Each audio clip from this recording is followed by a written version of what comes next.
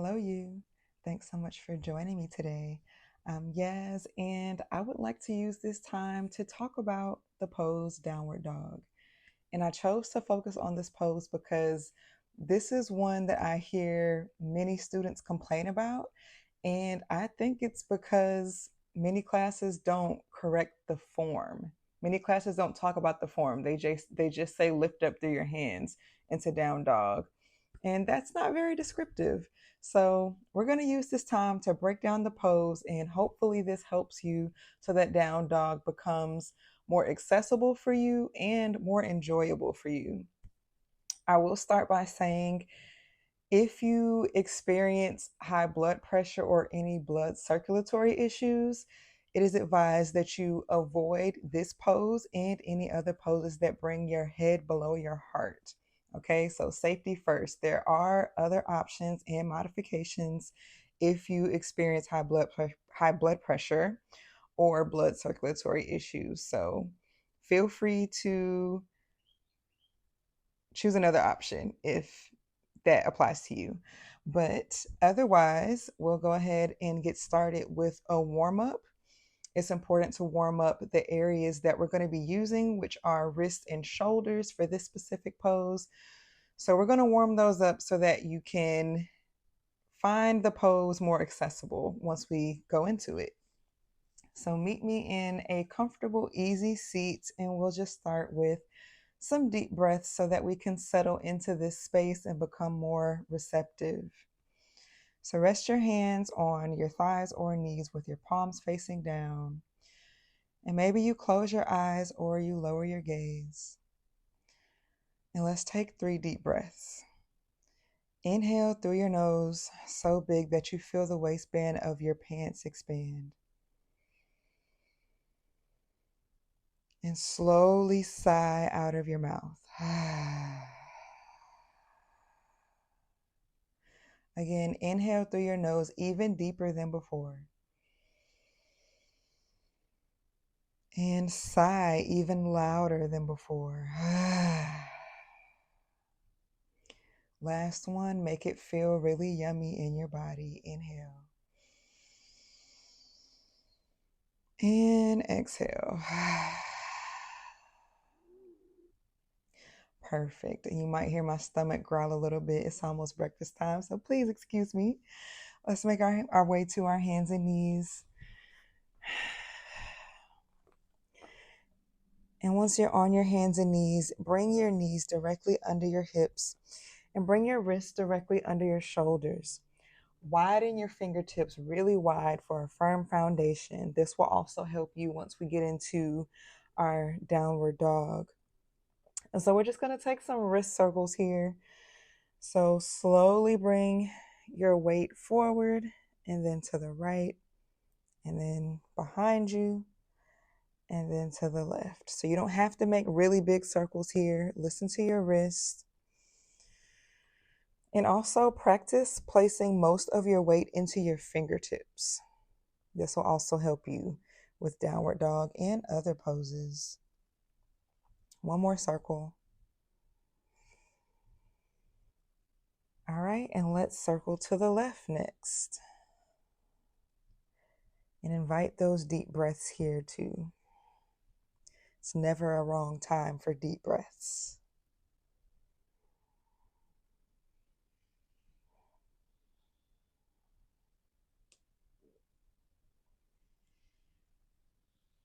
All right, perfect. And then you can come to a still position and we'll take a few rounds of cat and cow. So inhale to drop your belly towards the mat. Lift your chin. Exhale, press strong through your fingertips to dome your spine. Bring your chin to your chest. Again, inhale to open your chest, drop your belly, lift your tailbone. Exhale, tuck your tailbone under, tuck your pelvis in. Bring your chin to chest. Do 2 more. Flow with your breath.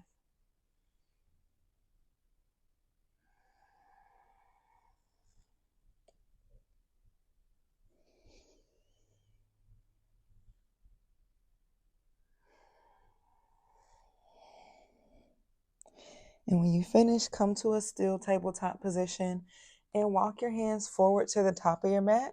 We're going to lower down into puppy pose, which is my favorite shoulder stretch. So keep your hips directly aligned over your knees. And all you're going to do is lower your chest and your forehead to the mat. Focus on also rolling your shoulders outwards and away from your ears and try to relax your forearms to the mat. As you exhale, send your breath into your shoulders to give yourself permission to relax them. That'll help you to get even deeper into the pose. So imagine each exhale is saying relax. And then you inhale. And your exhale says relax. 2 more full breaths. Relax. Last one, best one. Relax. Now take your time, press into your fingertips and walk your hands a little bit closer to your body. We're going to shift our hips back into a child's pose. So you can widen your knees, bring your big toes together to touch. Your arms are still extended straight out in front of you. And rest your forehead on the mat. See if you can press your hips back while you also reach your fingers forward. This will help you to get the most out of this pose. And come back to those deep breaths, hearing each exhale say relax. 3 deep breaths here.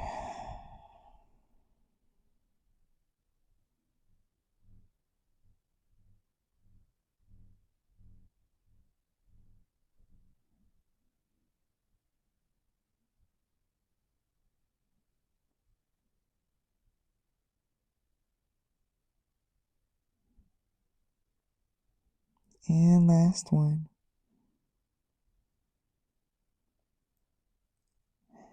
All right, and press into your hands and walk yourself to an upright position.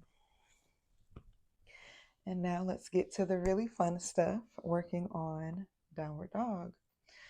So we are going to align each body part one by one, starting with the foundation, your hands. So one of the most important things with downward dog is to spread your fingertips really wide on the mat and to point your fingertips facing forward. So I've seen some students with their hands like this.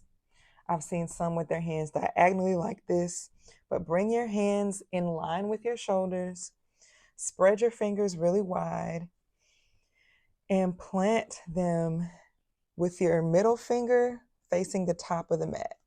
So fingers are pointing forward. And press through your fingertips, just as I mentioned in our tabletop position and in our wrist stretches. Press through your fingertips to give yourself a firm foundation, to give yourself some good support. And most importantly, press through the L's of your hands. And so that's going to be your pointer finger and your thumb finger. So pressing there will help to alleviate any pressure and tension in your wrist. And so I believe that's how I previously injured my wrist. I had tendonitis 2 years ago, and I still experience some joint issues in my wrist. But I've noticed that as I press into the L's of my hands and into my fingertips, I don't really feel that pain anymore. So that's going to be step number 1, firm foundation. Step 2, your elbows. Many times, I think we're accustomed to pointing our elbows outwards. So if you notice when some people do push-ups, your elbows might be pointed all the way outwards, and that might cause some strain in your shoulders. And so after you point your fingers forward, the next most important thing is going to be to rotate the eye of your elbows inward, which this is the eye of your elbow. This is the back of your elbow. So instead of the eye pointing inside and your elbow pointing out, you're going to rotate your hands, which let's practice this together. Sit on your bottom and bring your hands out in front of you as though you're on the mat with your fingers wide. And then turn your elbows to where your elbow is now facing the mat, so it's facing the back, and the eye of your elbow is now facing directly in front of you, it's facing up. And so when you're in downward dog, doing this will help to protect your shoulders, because if you notice, when your elbows are pointed out, your shoulder blades are also out. But as you roll them in, your shoulder blades are now in and they're protecting. They're protected. All right, so let's try that out on the mat. Spread your fingertips wide, facing forward. Press through the L's of your hand and rotate the eyes of your elbow forward. So that should already feel a little different than what you may be used to. Next, go ahead and tuck your toes under. We're going to press up into downward dog and talk about the next step. All right, press through your fingertips, press through your L's, and rotate your eye of your elbow forward. Lift your hips up. So the next most important thing is to press into your fingertips and bring your chest closer to your thighs. Okay, so that is how you get your hips high here.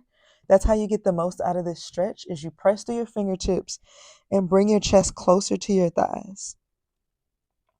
So try that out here and notice what you feel in your body. Keep your shoulders rolled in by pressing and rotating your elbows inwards. All right, and also notice here if your heels are on the ground. Some teachers may cue that your heels need to touch the ground, and they do not. You can bring your heels as close to the ground as what is comfortable for you, but if your heels don't touch the ground, that does not mean that you're doing this pose incorrectly. Also, if you find that your hamstrings are really tight, you can come down now. If you find that your hamstrings are really tight, it's okay to have a slight bend in your legs, especially if this is your first downward dog of the day and you might be doing more later. It's okay to have more of a bend in your legs. When you have more of a bend in your legs, just focus on pressing your chest closer to your thighs. All right. And so let's do that again together one last time. So fingers are spread nice and wide, pointed towards the top of the mat. Rotate your elbows so that your elbow is pointing back, your eyes pointing forward. Press strong and firmly through your fingertips and the L's of your hands and lift your hips up and back. Now inhale and exhale. Lift your tailbone higher and press through your hands to bring your chest closer to your thighs. Again, you can have that bend in your knees if that helps. And notice how this feels compared to how you might have done downward dog previously. Take one last inhale and exhale, lower to your knees. Lovely. And so there's usually 3 different ways that I see downward dog cued, or how I see downward dog entered through classes. And so we can go through those ways here. You can practice along with me, or you can just watch here if you like. And so one of the ways that I see us enter downward dog is through plank pose. And so if you start in plank, your teacher might cue you to inhale and then exhale, press through your hips or press through your hands to lift your hips. That's one way I've seen downward dog entered. Another way to enter downward dog is from tabletop. Tabletop can also be seen as a modified plank. So if you rest your knees on the mat, all you would need to do is tuck your toes under and lift your hips up and back.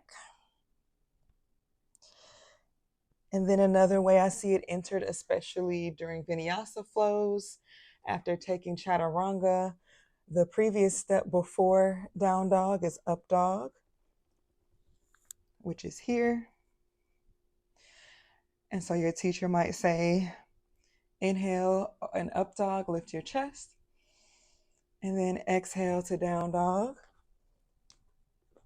That's another way to enter.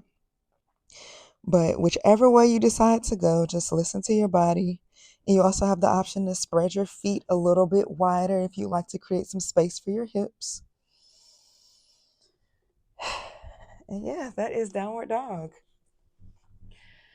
So I hope this was helpful for you. I definitely invite you to revisit this video whenever you decide that you'd like to work on downward dog.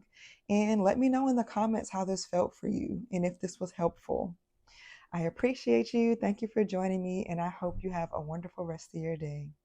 The links to donate to my business Within Me LLC are on the next screen, and I hope to see you back here again soon. Bye.